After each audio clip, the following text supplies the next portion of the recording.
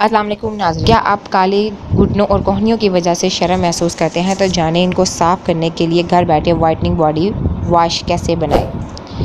घुटनों, कोहनियों, बगलों या गर्दन का स्याह होना बुनियादी तौर पर उनके गिर्द मुर्दार और सख्त जिल्द के जमा होने की वजह से होता है। ये सूरज की गर्मी, जिनकी वजूहात ज़्यादा वज़न और हार्मोनल अदम तवाज़ुन की वजह से भी हो सकता है। अपने बावर्ची खाने से ही कुछ अज़्ज़ा का इस्तेमाल करते हुए इन चंद आसान इक़दाम पर अमल करते हुए आप इन स्याह जगहों से छुटकारा हासिल कर सकते हैं। इसके लिए सबसे बेहतरीन है कि घर में तैयार करदा बॉडी वॉश, और वो कैसे बनाएगा ये आपको हम बता रहे हैं।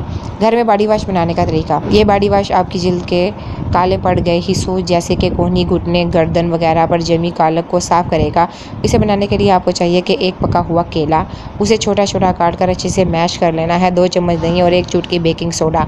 बेकिंग पाउडर की जगह आप 1 चम्मच लेमन का रस भी शामिल कर सकते हैं। इसके बाद आखिर में हम डालेंगे 1 चम्मच कॉफ़ी पाउडर। इन तमाम चीज़ों को मिलाकर अच्छे तरीके से पेस्ट बना लेना है। आप इसे नहाने से पहले अपने जिस्म पर लगा सकते हैं और जो हिस्से ज़्यादा सियाह हैं जैसे घुटना, कोहनी, बगलें या फिर गर्दन, वहाँ आप 2 से 3 मिनट तक लगाकर मसाज करें। उसके बाद नहा लें।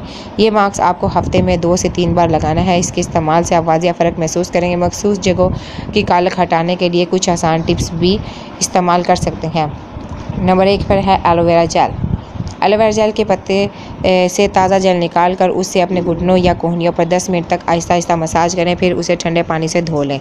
नंबर 2 पर है नारियल का तेल। नारियल के तेल में 1 चुटकी काफूर पाउडर मिलाएं और इससे रोज़ाना उन जगहों की मालिश करें, या आप दिन में 2 बार नारियल के तेल से इसकी मालिश भी कर सकते हैं। नताइज हैरान कुन होंगे।